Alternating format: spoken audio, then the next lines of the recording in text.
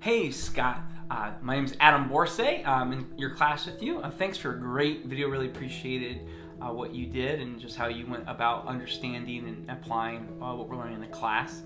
I'm also from the state of Ohio, so I enjoyed hearing your impression of what you saw in the Ohio codes and laws for counselors, which is similar to what I also noticed, which is that they just basically take the ACA and kind of go a little more depth, more explanation, which I appreciate as a future licensed counselor in our state, to just know that the state has really thought thoroughly through the application, even going a little farther, which is helpful when you just know how much liability and issues can be in the counseling-client relationship, to know the state takes it very seriously.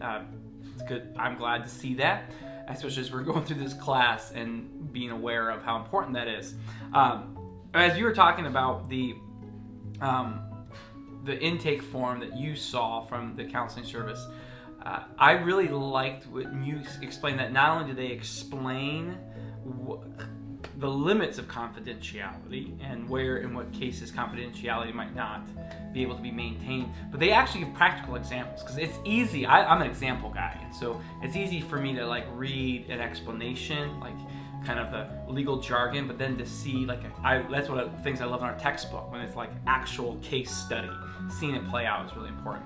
And also, you noticed and you pointed out that they don't actually explain their scope of practice for their counselors, and I think that's a really important catch. Maybe just because we're students and we're just learning all this and being kind of challenged to think through those things, I find that really vital to understand and see. In the ACA, I think it's A2A, it actually says that a client has the right to understand what the counseling process entails.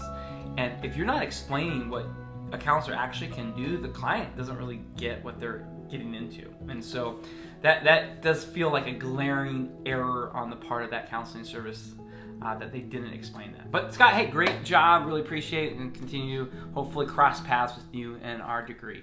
Have a great night.